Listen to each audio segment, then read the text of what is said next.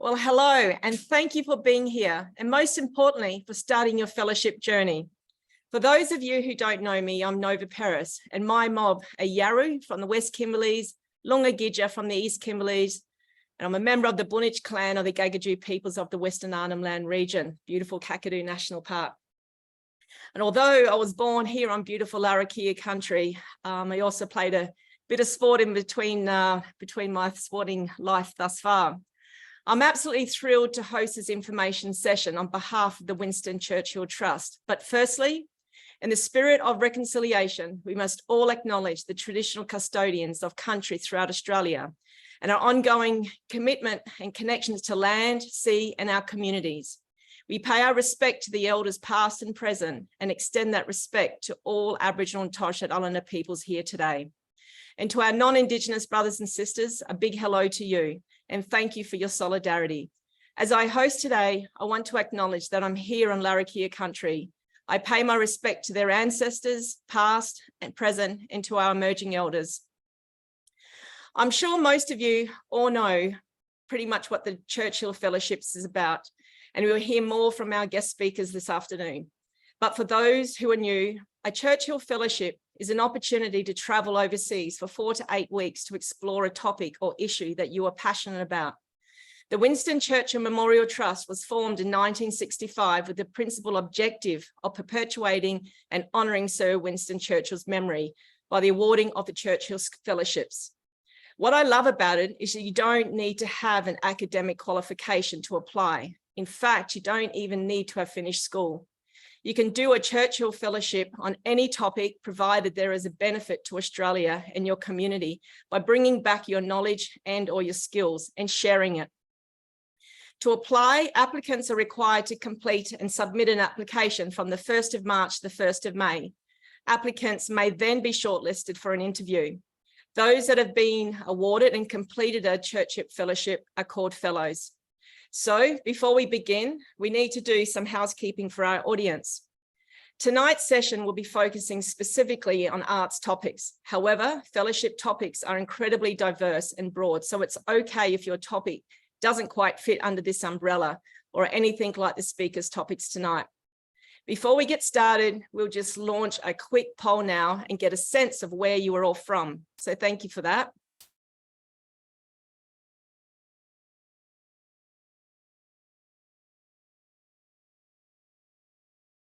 So if you're able to indicate which state or territory you are from, or if it's external territory, and where did you hear about this information session? And there's a couple of multiple choices there.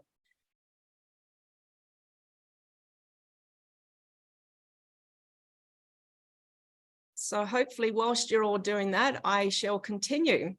So during this session, you'll be able to submit questions via the Q&A function for our speakers here as well. And importantly, if there are any questions about the application process and fellowship generally, which we will go over throughout the duration of this forum. If you miss your chance or think of more questions after the session, which has finished, you can contact the Churchill Trust directly via the Churchill Trust website, which is churchillfellowships.com.au. Also be sure to check out our FAQs on their website, as your question may be answered there.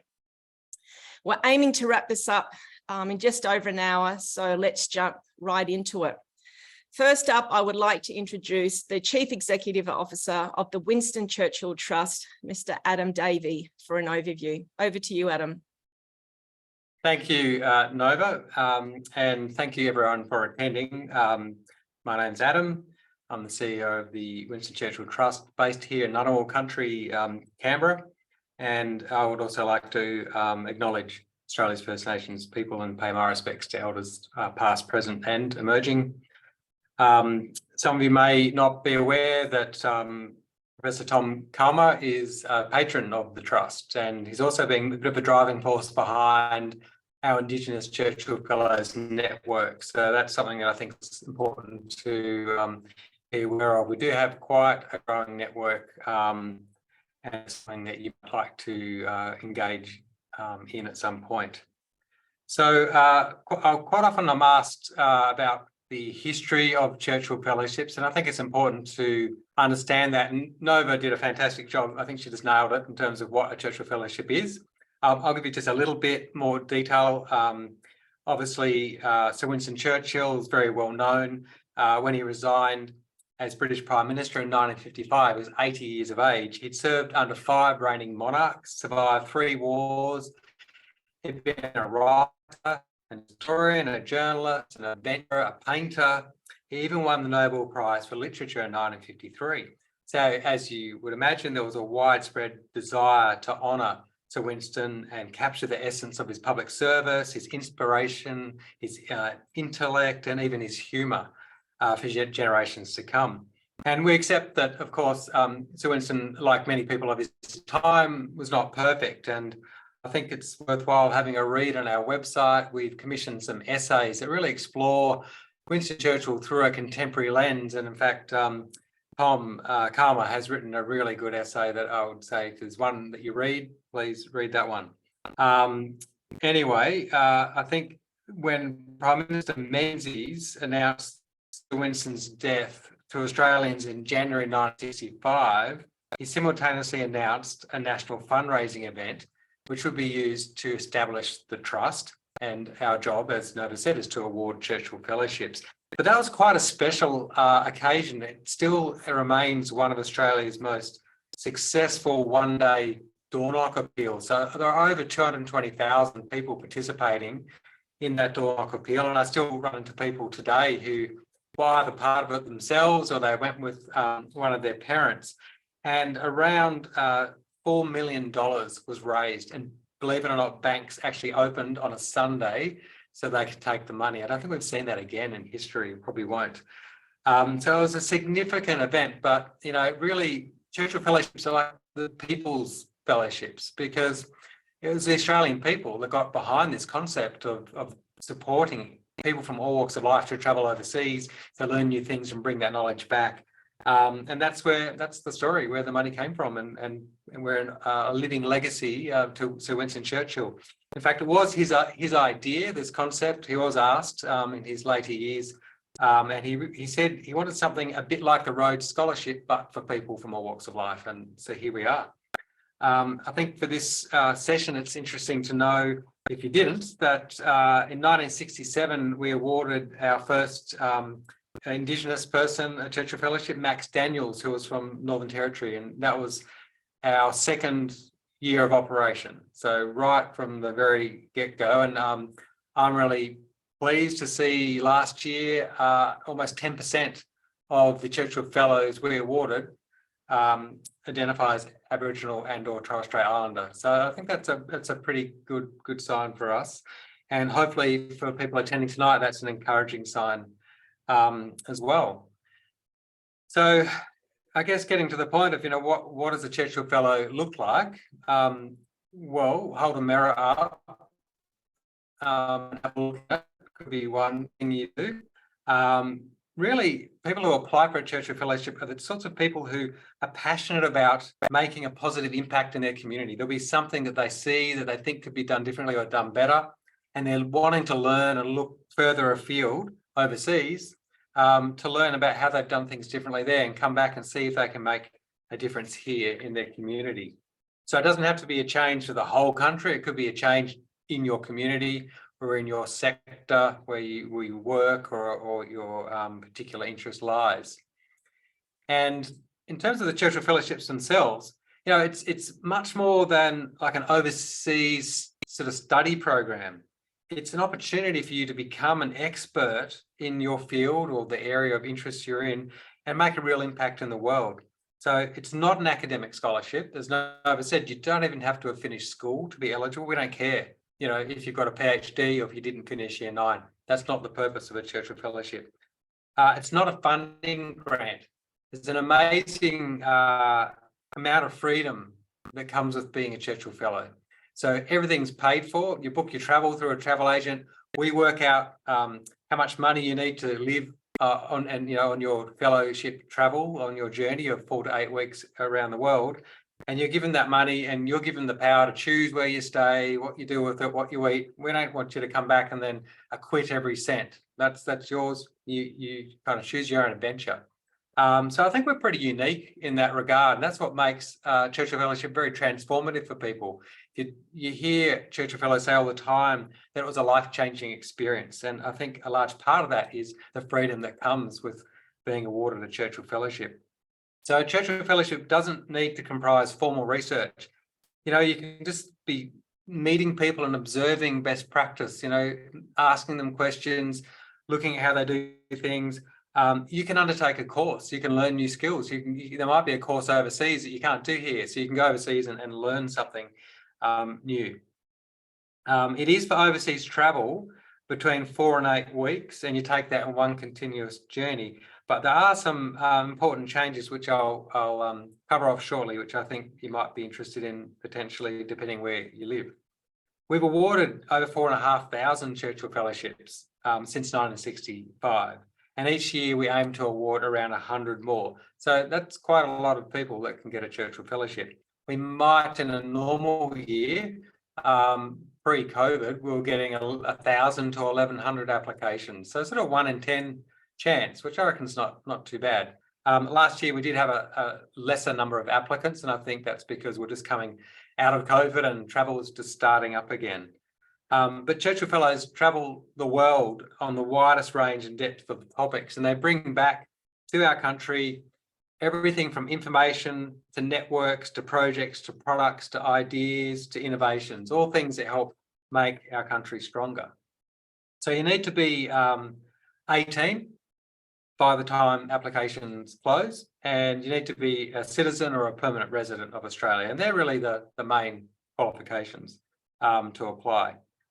You need to be able to travel overseas. That's really important. And we can provide support if you've got a disability or if you need a carer or someone to go with you. And for people who live in remote parts of Australia, and this is based on feedback we've had, particularly from our Northern Territory Churchill Fellows and others, that if there's a real benefit in you travelling within Australia because of the challenge of travelling within Australia, then you can apply for a domestic travel, and that's new for us. We haven't offered that before, but if you see there's really a benefit in getting this assistance and this I guess boost of being a Churchill Fellow, which will open doors to travel within Australia, then that's an option for you from remote parts of Australia. If that is you, I'd suggest get in touch with us, give us a call or send us an email, and me or one of the team will happily talk to you about that and just make sure we understand where you're coming from so you can put the best application in that you need to. We are also offering joint applications, and we did that last year.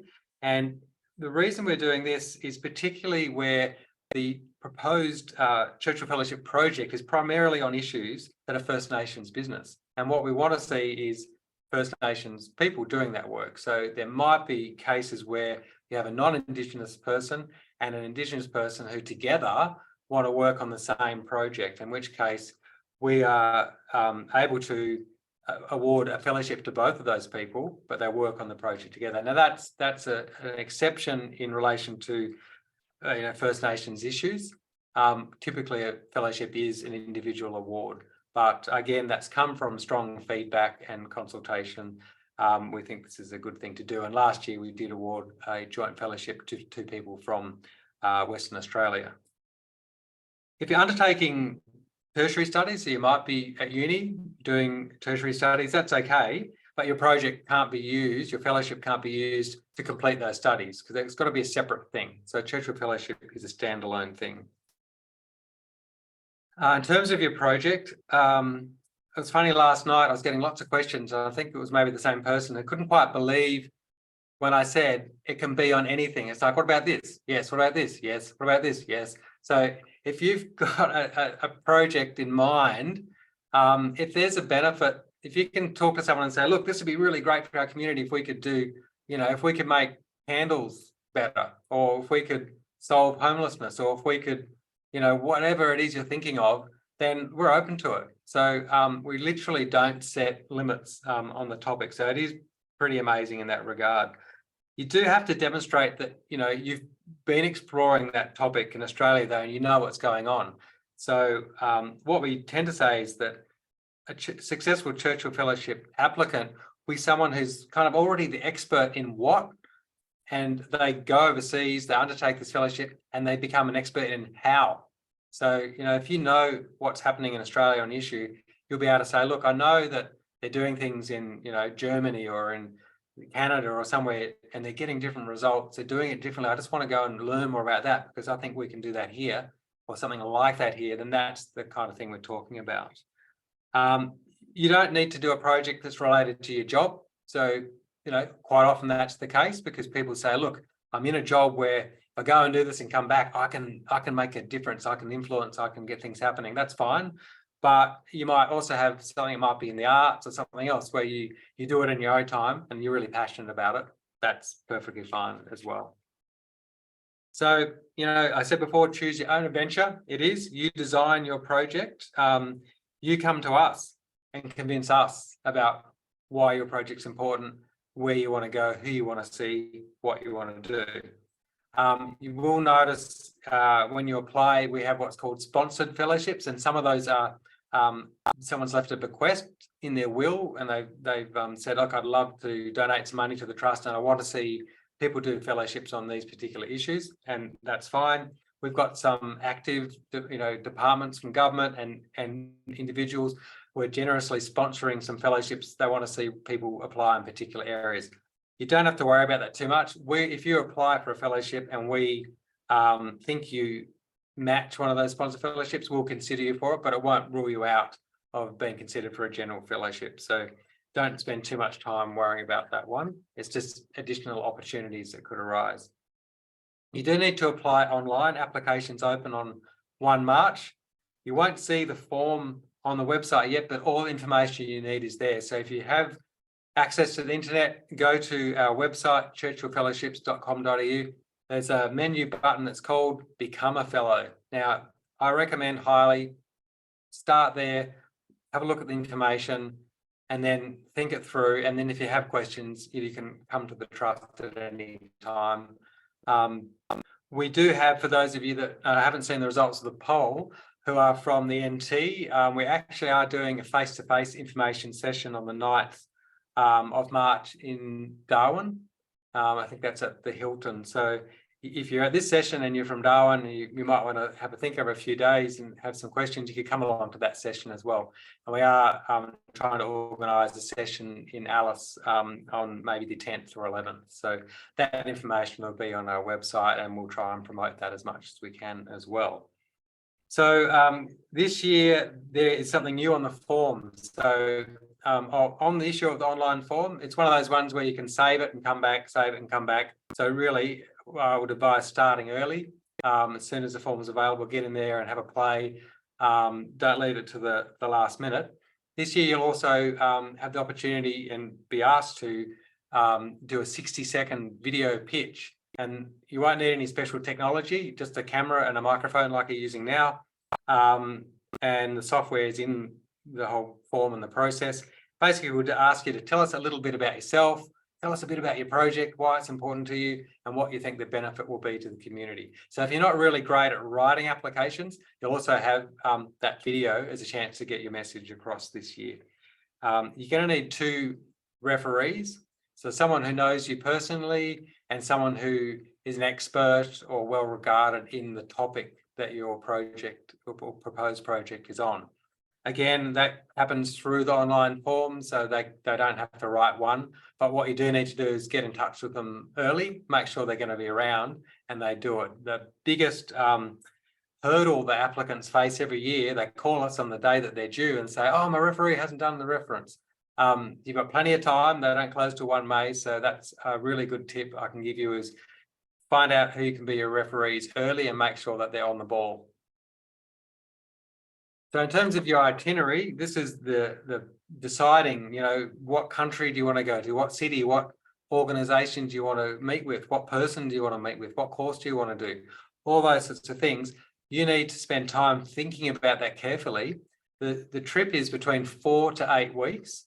So the trick is not to put too many countries into your itinerary. If you come to us and say, I want to go to 16 countries in 4 weeks, you won't get shortlisted because we're just going to go, that's not really feasible. What we want you to do is put some time in your itinerary to have a weekend, to enjoy the culture, to understand where you are. So, and importantly, have time to take up meetings that are going to just happen that you didn't know were going to happen. So we do recommend that you don't overcrowd your itinerary, but we won't tell you where you should go. You're the one that needs to work out where you want to go and design this amazing Churchill Fellowship travel. So this year, you will be able to travel as early as November. You'll find out if you're successful in September, but you'll have 12 months from November to leave on your travel. So it's not a rush, but if you do have a need to get going, then you're able to do that quite quickly. The selection process, as you'd imagine, we have in each state and territory selection committees. In New South Wales and Victoria, we also have panels, which all comprise people with good experience and expertise across arts, health, education, all the kind of categories that we consider.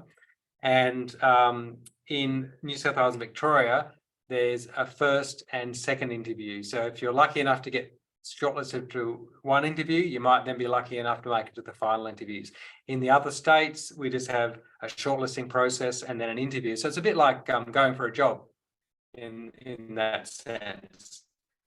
All the dates of the interviews will be on our website, and you'll be informed by someone from the trust as you go along. So it is a competitive process, and I would highly recommend don't leave it to the last minute, because the people that are going to get their fellowships, they'll be thinking about it and spending time on their application.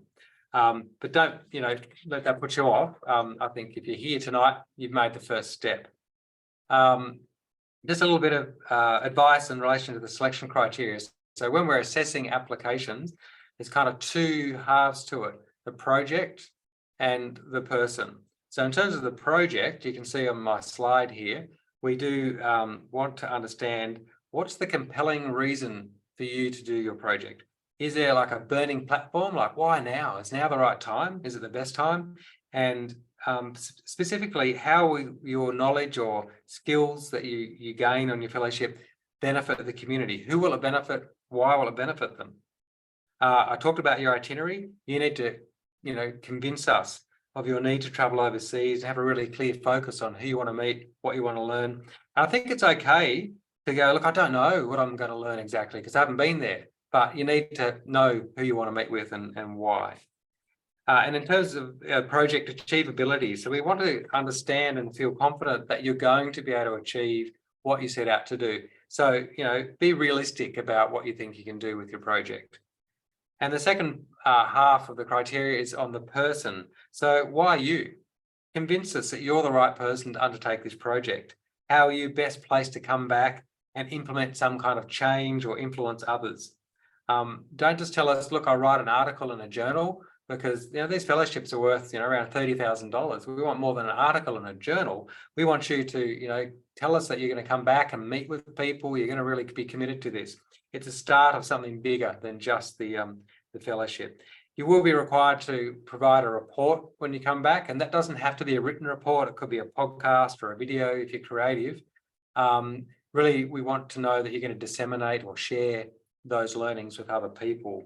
So we do now offer a lot of post-travel opportunities to support people sharing their findings. So once you've done your fellowship, we offer impact funding grants now to help you implement things on the ground, a whole bunch of personal growth, leadership courses and networking.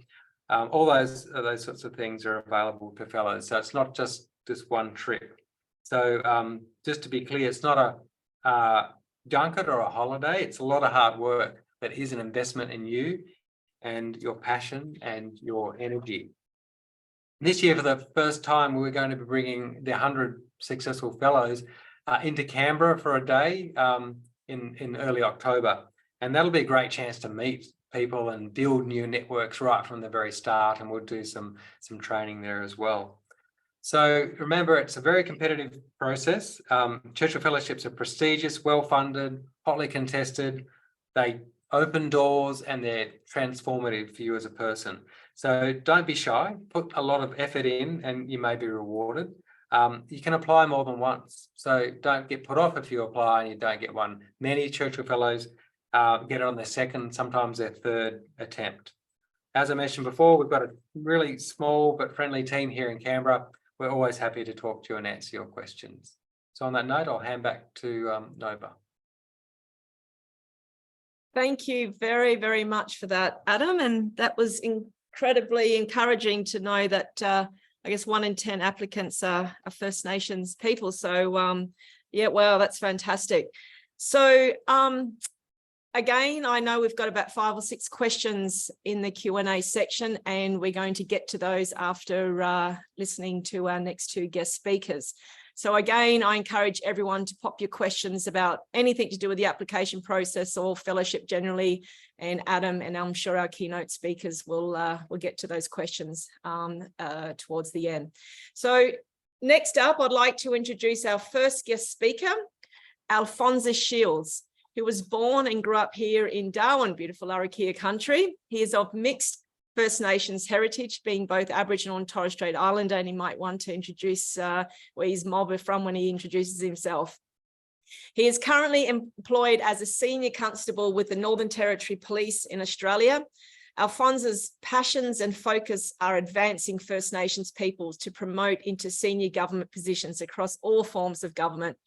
Alphonsus was awarded the Australian and New Zealand School of Government Churchill Fellowship to promote Indigenous employees groups in middle management positions with government in 2019. Welcome, Alphonsus, and thank you for your time today. You're on mute. Thank you, Nova, for the lovely introduction. Hello, everybody. My name is Alphonsus Shields, and I am based in Darwin. I'd just like to acknowledge the Larrakia country where we're speaking from today, all the elders past, present and emerging. My background is my mother is Torres Strait Islander Indonesian background, and my father's European Aboriginal from Nyikina in outside of Fitzroy Crossing towards Noonkambah in Western Australia. I grew up in Darwin. Currently, I'm employed as a Senior Constable in the Northern Territory Police. I've been in there for about 16 years so far. And my fellowship, I was lucky enough to be awarded the Australian New Zealand School of Government ANSOG Fellowship in 2020. My project was to deal with advancing First Nations people careers into positions of middle management. I've sat on a few committees across Northern Territory Government with Senior Aboriginal Reference Group, which covers not just the police and fire and emergency services, but all of government agencies that deal with progressing employees through and policies within the workspace. I've spent the last 10 years in Alice Springs and just recently come back to Darwin as of July last year. So my fellowship was to travel to New Zealand. I then went over to Washington, I spent some time in Canada, and then I went to Hawaii as the final part of it. When I went to New Zealand, I spent some time with the New Zealand Police Force, doing some work over there. Basically, I went from Auckland in the north, all the way down to the south to a place called Timaru, which is just outside of Christchurch in the South Island. My time spent with the New Zealand Police was to see how their work structures and their pathways for the Māori police within the New Zealand Police progress through ranks of government.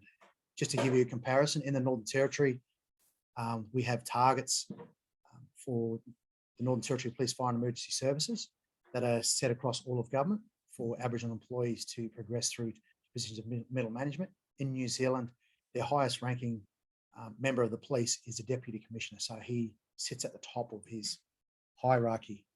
My project was to try to bring home back to the Northern Territory Police best practice from other jurisdictions, including New Zealand, and what we could do better in the Northern Territory. Obviously, considering the Australian narrative of what's happened in the past and how we've come to where we are today, it is a progressive and a movement that is gaining momentum throughout Australia. So I went to New Zealand. I spent some time with the New Zealand police and made some wonderful friendships and networks whilst I was in New Zealand.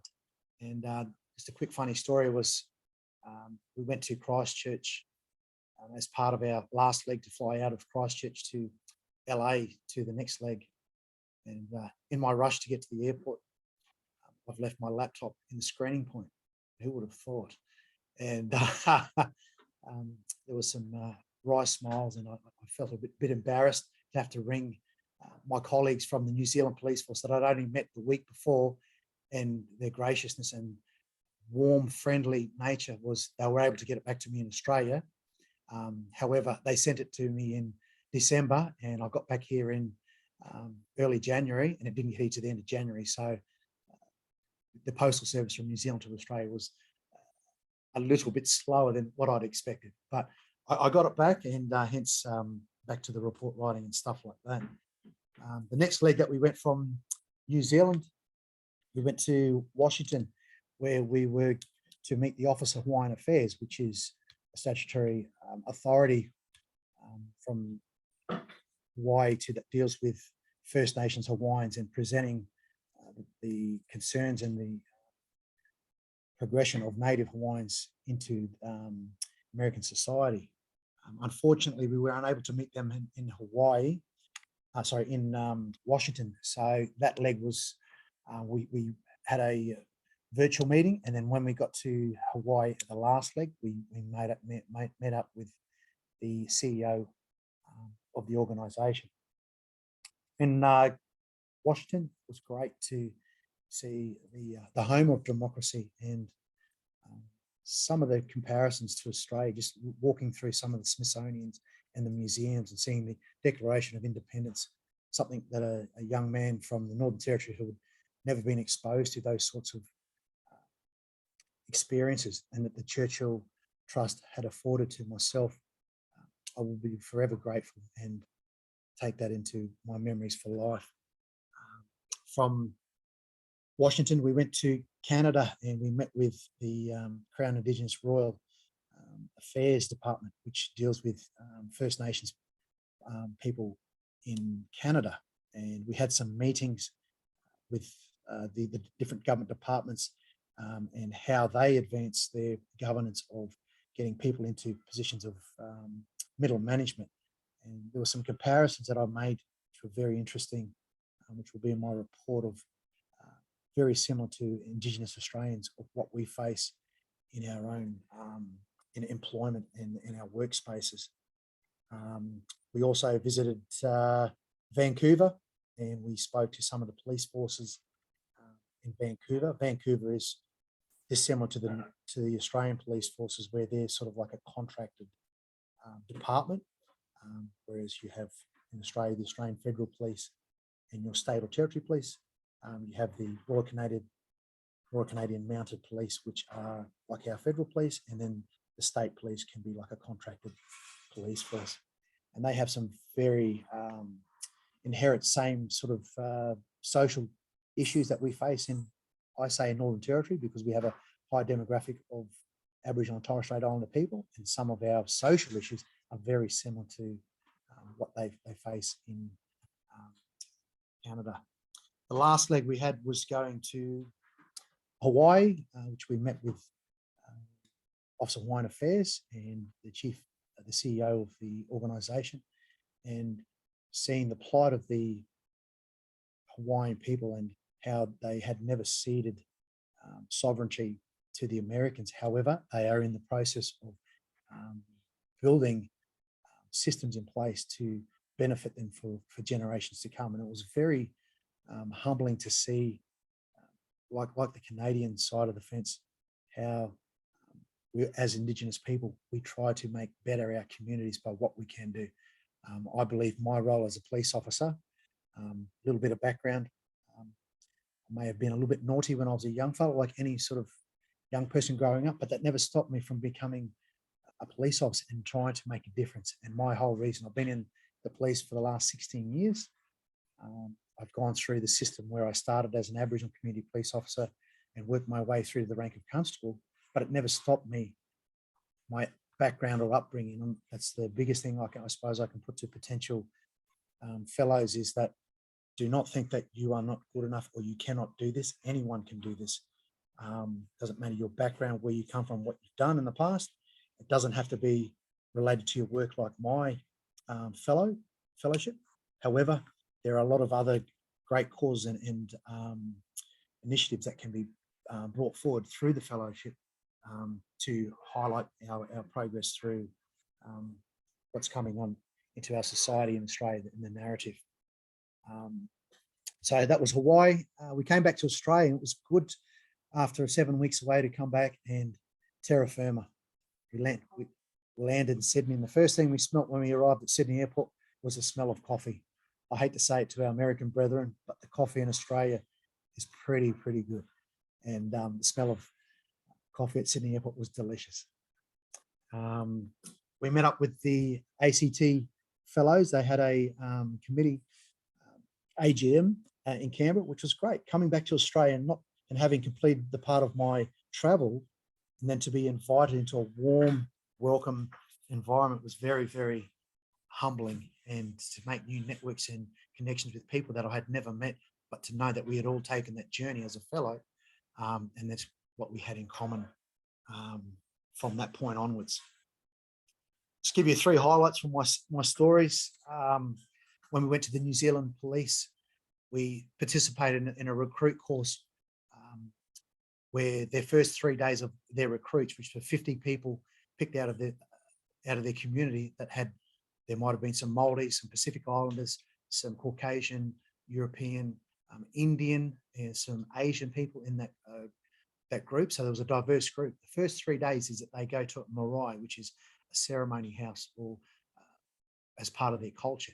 And they don't get a police uniform. They have to learn the culture. They have to learn what it's all about. They live, eat, breathe it for the first 3 days. And we were a part of that, which was a very humbling experience. And to know that when I compare that to my own police training, it is something that I'm hoping to bring back, that we can have that as the forefront. The very first foundation that you have is learning about the culture or the environment that you're actually working and living, so that you can make a difference in your community. It doesn't matter where you come from. And the story, the point of that story is that the young man who was facilitating on behalf of the New Zealand Police was actually a European person who was married to a Māori lady, and he spoke the language fluently. And it was great to see that level of inclusion and diversity, that they allow that to flourish. And I'm hoping that with the findings of my fellowship, I will be able to bring some of that back to my own community, being the Northern Territory, the home where I live, where I'm born, raised on Larrakia country, but love the Northern Territory, wouldn't live anywhere else. The second highlight would be going to the Canadian Art Museum in Ottawa.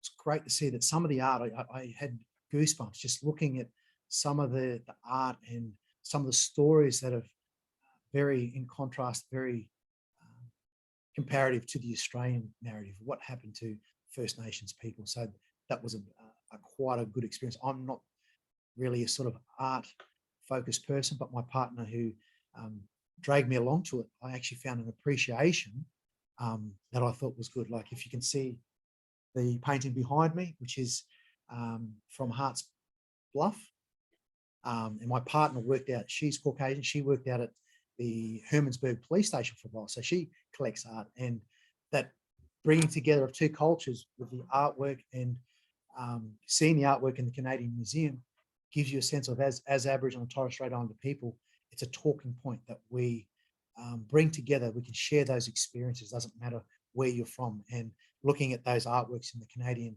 Art Museum was definitely a privilege and something that I will remember as one of the strong points of my trip.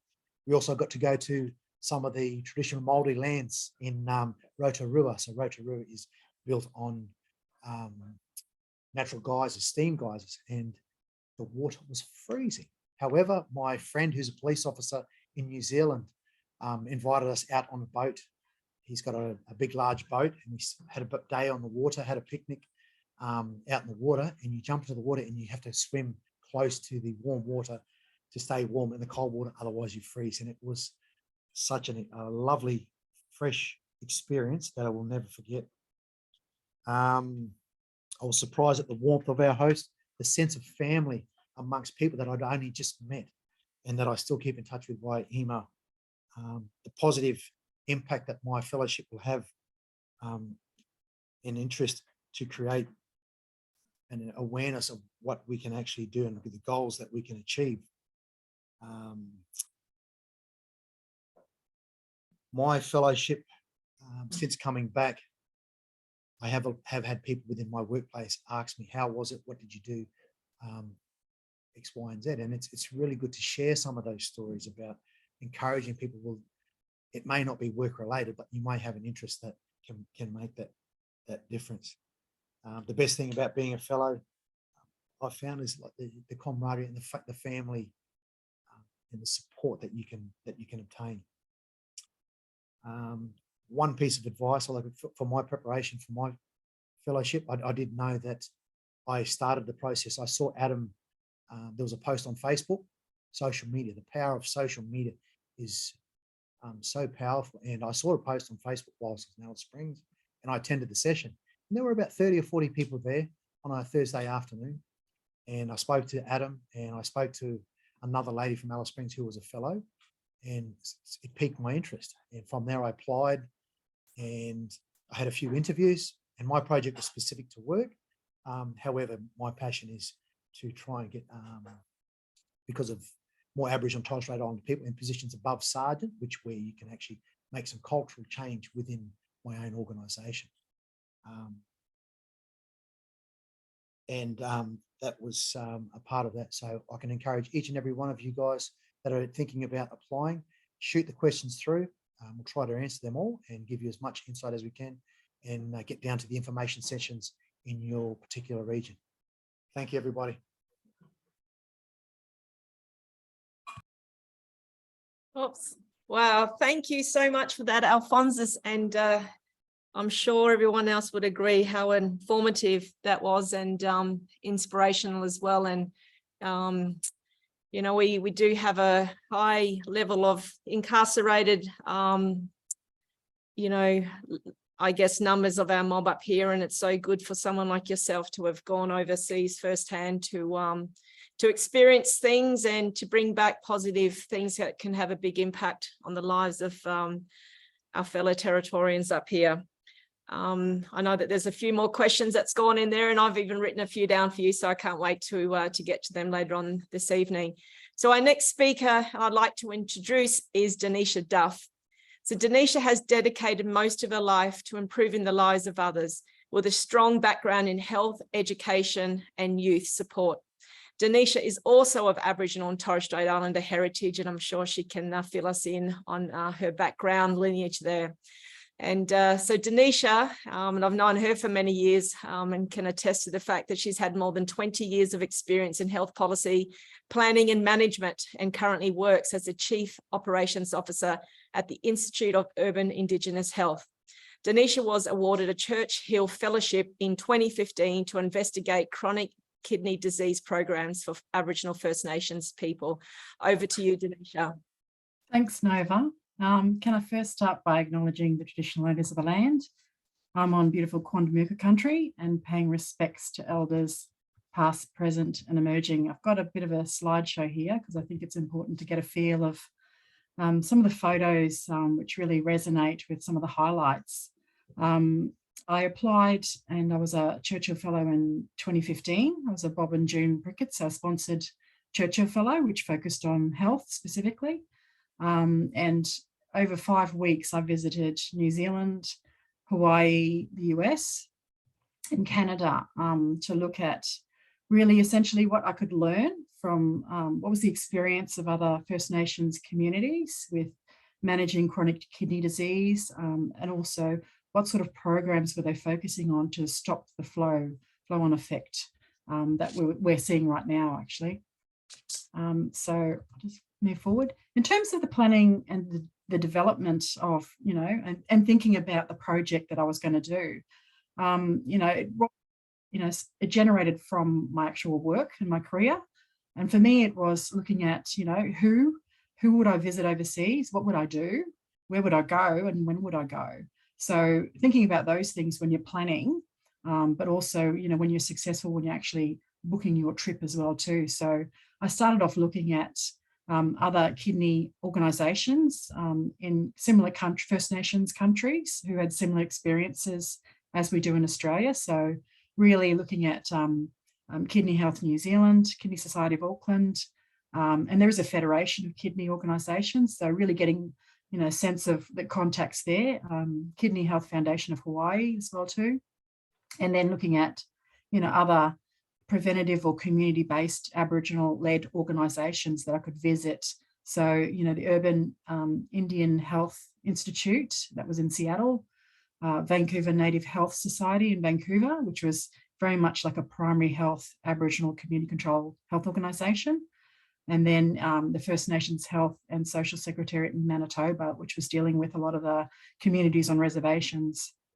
And then also thinking about, who else you could learn from in terms of your research contacts across Australia and overseas. There is a number of, agreements between Australia and overseas, certainly through the NHMRC. If you do have government contacts, they can steer you towards, similar organisations, assist you, with, really narrowing that focus down. And also, having a look at other Churchill Fellows, whether they're First Nations or not, if they've done investigated a topic that is specifically on First Nations issues, have a look at who they visited and maybe, pick that up in terms of, your itinerary potentially as well too. Other tips that I learned along the way as well too. So I'll talk about the planning and development, then talk about my sort of visit, and then talk about some of the impacts that I've had so far coming out. But other tips are really allow enough time for travel delays and jet lag. And I don't know about you, but every time I fly to the US, I am wrecked for a number of days. So really, think about planning that trip out. I flew Auckland first to Hawaii and then to Seattle. So that got rid of a lot of the jet lag factor for me. And when you're planning plan some writing days, because there's a lot of, it's overwhelming, the experience sometimes and some of the issues that you're seeing. So really take some time and be flexible with your days. So, you can actually download a whole heap of stuff and raw data, but also think about, allowing flexibility. Some of the highlights in my program were just through contacts on the ground, and there were opportunities, for me to go above and beyond my program, but I just didn't have enough time that was built in. So that's a real key, I guess, issue is you're going to probably find more contacts when you're on the ground in other countries, and also schedule time for your personal and family days. I did take some holiday leave afterwards.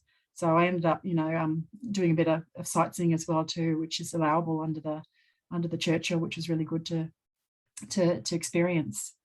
So in terms of some of my fellowship visits, I was in Auckland, and I was visiting this lovely lady over here, Lee, and she was from the Kidney Society of Auckland, and it really was about discussing the similarities in experience between Maori and Pacifica, and looking at what community-based organisations were there, what they were dealing with, and also and she actually put me onto a contact, and this is again one of those things that you learn on the ground. Dave, he was a dude that worked in home hemodialysis, and he actually took me out to the self dialysis unit and showed me how he trains people to do home hemodialysis, which is something that is not widely spread in Australia.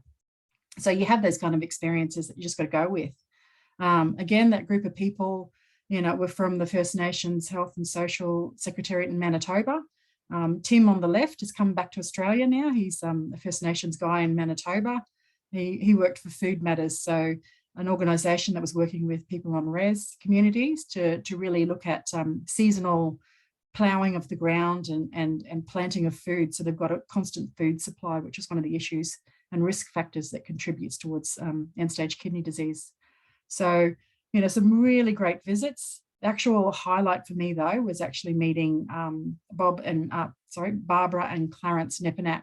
So they're Ojibwe elders, and this was really through a chance meeting I was talking to another lady, Leona Starr, and we were talking about Indigenous data sovereignty, which is another passion of mine that I want to explore. She introduced me to this wonderful, you know, elders, and very similar to, you know, what we do in our communities. They kind of took me under their wing and looked after me for the whole week, and it was their responsibility. They took me, they're Ojibwe language speakers, so I learned some language. They took me to their classes. They introduced me to their family and community. And one of the things that I hadn't been to was a powwow before, so they took me to the powwow, and you really get a sense of, you know, what the community feel is. You really get a sense of being part of the community and being part of a family there as well too. So just in terms of when we came back, obviously I submitted my report to the Churchill Foundation, which can be found on the website. Since then, I've published 3 articles in relation to that experience in kidney health and the learnings generally. I actually found out when I was overseas that I was pregnant. These are the unintended consequences. Sometimes you find out overseas, and I had my baby in December 2016. He's 6 years old now. So it's 6 years since I did my Churchill Fellowship. And part of that as well too is obviously, you know, presenting some of your findings and what you're going to do with them, not just to your organisation, but also to the wider network. So I presented a paper at the Lowitja Conference in 2016. Some of the work that I did around consumer input to what are the CARI guidelines, which are the guidelines which nephrologists use in treating Aboriginal and Torres Strait Islander and Maori people. So it's Australia and New Zealand. We started a new project looking at how do we actually engage better consumer input to how they're treated. So that was the initial start of developing new guidelines. As part of my organisation, we then went on to advocate for closer to home dialysis options. And that was a long, long advocacy, not just with us, but with the Nephrology Society, some of the doctors as well too. So which culminated in 2020. There is a new MBS item now for very remote communities to employ workforce to assist with closer to home dialysis, which is what our communities wanted. 2017, and this is something that will happen. When you do experience this, some of my findings were a lot in the report were a lot about preventative and being, educating communities, screening a lot more. And I guess for me, that was pivotal in changing jobs, because obviously when working in Kidney Health Australia, you're dealing with people who already have end-stage kidney disease, looking for a transplant or on dialysis. So for me, it was around being more empowered to assist with preventative health. So in 2017, I moved to where I am at the moment, Institute for Urban Indigenous Health, and I manage the Deadly Choices program, which is all about preventative health screening for our communities, so we can pick up things before they get to chronic diseases and end-stage kidney disease. Along the way as well too, I have promoted the Churchill Fellowship. It was just such an amazing opportunity. I've assisted 2 people who are successful and have both been overseas on their own separate journeys with the Churchill Fellowships. And then along the way, the Churchill Fellowship or Churchill Trust will draw on you to assist, I guess, along the way. It's not a great onus, but it really is around, thinking where you can assist and promote and support others. So one of the things that I did in last year, in 2022, I was on a podcast, which was a series talking about, the impact that you can have, the impact of pivotal times across history, but the impact that's required for First Nations people in positions of power and the impact that you can have. So, and that was a podcast series that we did with IATSIS and the Churchill Trust. So, I mean, it's an ongoing journey, and obviously I'm doing a lot of information sessions when required. But if you're interested, please shoot us a question. Happy to answer, from any experiences, practical or otherwise. Thanks. Oh, thank you so much for that, Donisha. That was incredible. And just for me, on a personal level, I've seen the work that you've done in that space, and you've certainly have contributed and led phenomenal work across this country. So Congratulations, and thank you for all the work that you do. So yeah, thank you. All right, so we are going to go to some questions, and if our speakers can turn your cameras on and take off your mute. All right, direct questions. So here we go. Have they all been answered? Oh no, here we go. Q&A. All right, so question. With the joint fellowship, he mentioned it could be awarded to an Indigenous and non-Indigenous. So I'm guessing this is to you, Adam. Would it also be awarded to two Indigenous that are researching the same topic or activity? I love that question. Honestly, hadn't thought of that. This is new territory for us, and I would have to say, yeah, look, absolutely would consider it. So I think if there's a reason why you think working together with someone who's also Indigenous as opposed to someone who's not Indigenous, yeah, look, I think we consider it. I'll just say, Janine, why don't you give us a call at the office and let's discuss it, because I think we'll be open to ideas. Okay, thank you. Here is another question. If you are a non-Indigenous person, can you apply in this category for a project which relates to and benefits Indigenous people? I guess that's back to you, Adam, as well. Yeah, sorry, most of them will come to me. So look, absolutely, of course you can, and people do. And if you have a look on our website, you'll see there's lots of people across Australia who've done Churchill Fellowships on issues that are primarily issues affecting First Nations people. And the reason we're encouraging the joint fellowships is because there's a lot of value, I think, in a non-Indigenous person and an Indigenous person in collaborating on those sorts of projects. I think that's important. Like even in terms of reconciliation, I think it's an approach that can work well. But traveling overseas and meeting with Indigenous communities, there's a lot of benefit there. So we do encourage that, but it doesn't mean you have to, and it doesn't mean you won't be considered. But certainly, we don't have, I think, important to point out here too, an Indigenous category. Because of course you might be an Indigenous, but doesn't mean you're going to do a project on Indigenous matter. You could do a project on anything. So we don't actually have a category called Indigenous, because it's you know, it could be any issue, health, whatever, and yeah. So I hope that answers that one. Okay, so what you're saying, what I take from that, there is no set amount of fellowships put aside specifically for Indigenous people. Is that what you're saying? No, like I said, last year we had, I think it was almost 10% of the fellowships we awarded, and if it was 20% or whatever, that we don't have to, you know, limit it in that way. And in past years, Alphonsus was a recipient of a sponsored fellowship. We had a partnership with the Australian and New Zealand School of Government, and that fellowship that they effectively paid for was specifically for an Indigenous public servant to receive. But at the moment, we don't have any specific ones, and certainly shouldn't be a barrier for anyone. Okay, great. Here's another one. I think this is also to you, Adam. We know people from diverse backgrounds often lack the networks of their white peers. Do you have, or have you thought about supporting fellow candidates to scope potential locations and contacts? Yeah, well, look, yes, and we do. However, like I don't, and none of my staff will, and none of the assessors will, because that would obviously introduce some unfair bias in the process. But that said, we have an alumni association in each state and territory, so comprising Churchill Fellows. I've yet to meet a Churchill Fellow that wouldn't sit down with someone and have a yak with them about their application. So the best way you can do that, go to our website. You'll see at the bottom of the homepage there is a map of Australia. You can use that to go to the Alumni Association page, or search all the fellows on our website, and if there's someone you think, oh, I'd love to talk to them, there's a contact form, and you can just go in and say, I would like to have a chat to Donisha, because I think she might be able to give me some advice, and we can connect you with those fellows.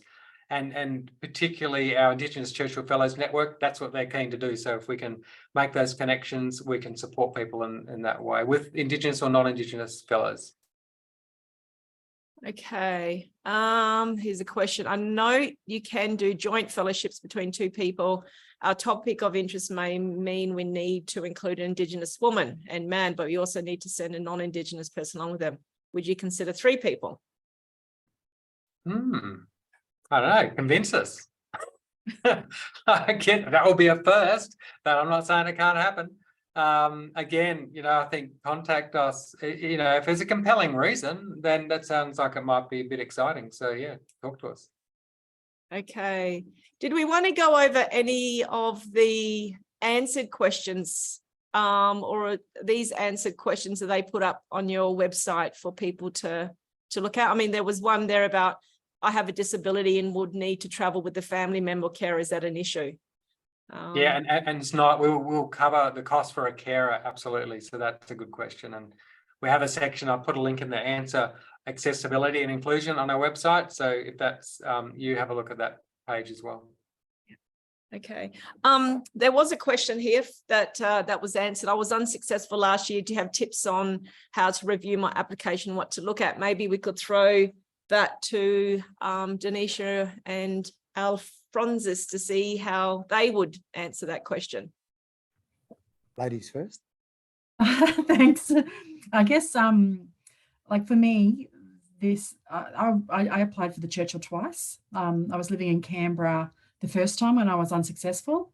The second time I was a lot more focused in what I wanted to do, and really thought through where I wanted to go, what I wanted to research and why. So it really is, narrowing that a little bit more down. So it's a bit more researched. I did get online, and I noticed there's a question for me there too. I started broad thinking, I can't investigate everything in kidney health. So what do I want to learn? And it was really around Indigenous-led or First Nations-led, community-based, and it was a scoping exercise, programs that were preventative. And then I categorised each of the organisations that I visited into, do they do any kind of education, community-based? Is it around nutrition or children's? So it really was about, getting a diversity of opinion that could inform, the spectrum of prevention and programs. So it's about getting it tighter, I guess. My experience anyway. My experience with it in regards to the fellowship and what you want to research is, like I said, if you've got that passion and there's a need for it, and I think Donisha touched on it, is being able to see where that need is and how it can benefit the community. Sometimes it's if we go too large with it, and I could have been taken my whole fellowship on policing, but I took it across government, which covers not just policing but government in general, which is benefit both sides of the house, not just policing, government, and you've got to have some passion about it. I guess I was lucky enough to get through the first rounds of the Northern Territory and gain my fellowship in my first application, and I believe that was because of the passion that I have for the subject that I for my project, and the need for it. Back in 2019, the Australian narrative, we had COVID, we had everything else. The narrative was talking towards what we're getting now in regards to the treaty, and it pushed along with that. But that's not to say there might be other people out there, Aboriginal and non-Aboriginal people, that think you may have to be an academic. I'm not an academic. However, I just had that passion. And what I can say to the other Aboriginal and Torres Strait Islander people thinking about applying, don't think that you can't do it, because you can. Doesn't matter where you come from, what part of the demographic where you sit. There's always an opportunity for you, and the Churchill Fellowship will give you that.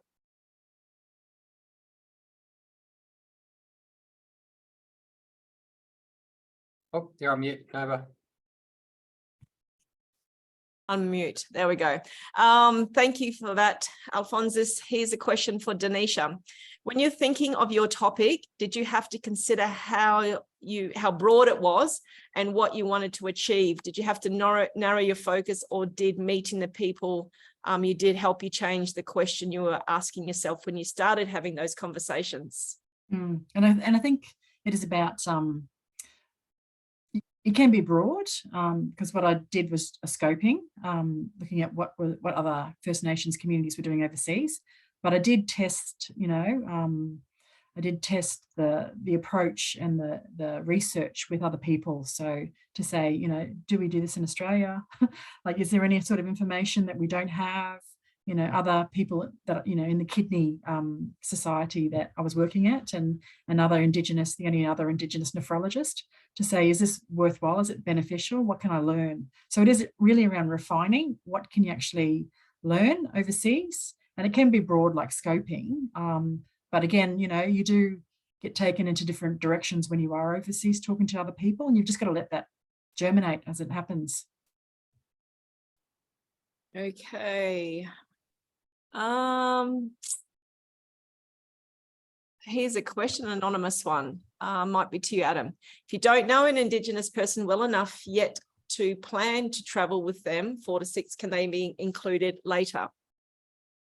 I'm going to say no, because it sounds like a bit of an afterthought. So probably you should apply later, once you've started collaborating with an Indigenous person. I'm assuming that you're not Indigenous. So I think the idea is that, you know, you're applying jointly, because if you sort of apply and say, well, I'm going to find someone who's Indigenous to go with me, it's not a very compelling case, if that makes sense. Okay. I think that's pretty much all it on that home front, but I had a couple of questions. Is that okay if I ask a couple of questions? Yeah. Sure. So I guess since it's been a while since both of you have done your fellowship, and Alphonsus, you did touch on it with regards to you staying in contact with people who you met overseas. Is it still very strong? And like we sort of, you touched on with regards to, you know, the places that you went to, treaties had sort of been in place, and you touch on a bit about institutional discrimination in the areas that you work on. Is there anything that really stuck out in your travels where you thought, oh my God, this needs to happen here in this country, and how can I make it happen? Is Alphonsus there? So mute. The thing I liked about the Canadian experience was the fact that there are a lot of parallels that we can take, because their history is 300 or 400 or 500 years more advanced than what we have in Australia. And the systems that they do have, like they have different treaties for different areas. We talked about some of that institutionalized stuff in my workplace. It's an evolving model, and there are policies that are being put in place and to address those issues. And I think with there has been some controversy, it is good to be able to discuss these things in an open forum. And I think Canada's going through something similar at the moment in regards to some of the atrocities that may have happened over there, but learning from that and those connections.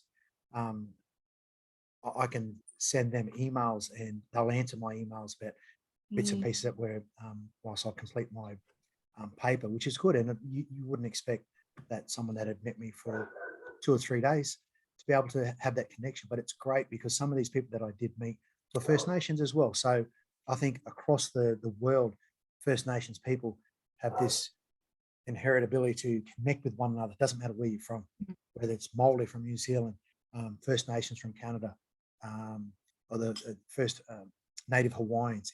It's very similar in that respect. And also, I'll also point out that I did meet a lot of non-First Nations people that were supportive to what we were trying to achieve in different organisations. Like the New Zealand Police have a great, it's called a multicultural ethnic Pacific Islander unit within the police force, which is not just First Nations, but they broaden it so that it encompasses Asian, Indian, all those different nationalities, and brings them all under one umbrella, which I found very enlightening. And that's one thing that I'm hoping to bring, because in the Northern Territory Police, we don't have that. And if you think about the demographic of Australia, we are getting a lot more people from the African countries, from the Asian countries that are within melting pot into our society, especially Darwin. Nova, you'd agree that we have changed in the last 20 years, where we have a lot of those You see it more because we're a smaller population. You see those different groups, ethnic groups.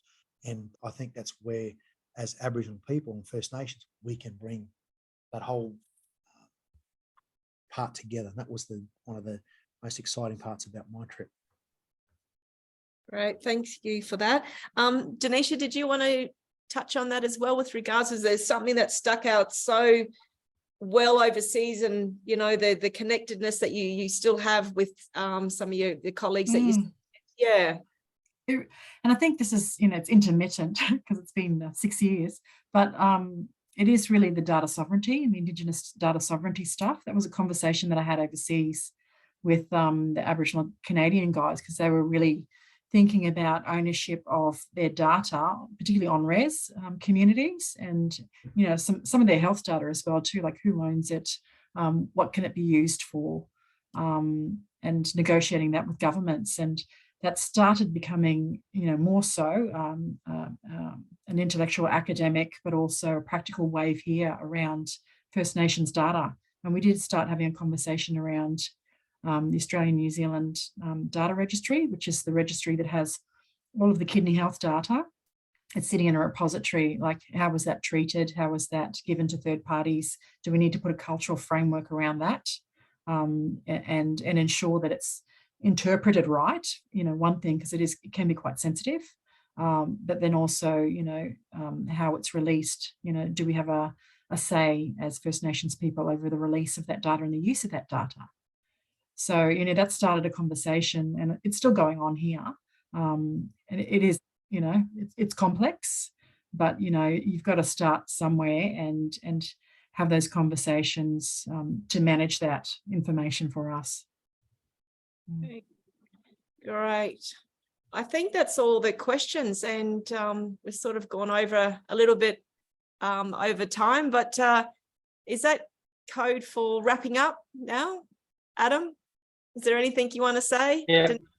Look, I would like to say thanks, firstly, to Nova for sharing this. Really appreciate it, and I think you're now clearly an advocate for Churchill Fellowships, and you helped spread the word. So thank you, and to Donisha and Alphonsus, thank you so much. Very much a Churchill Fellowship thing to do is to come back and help out and support other people to get inspired to apply.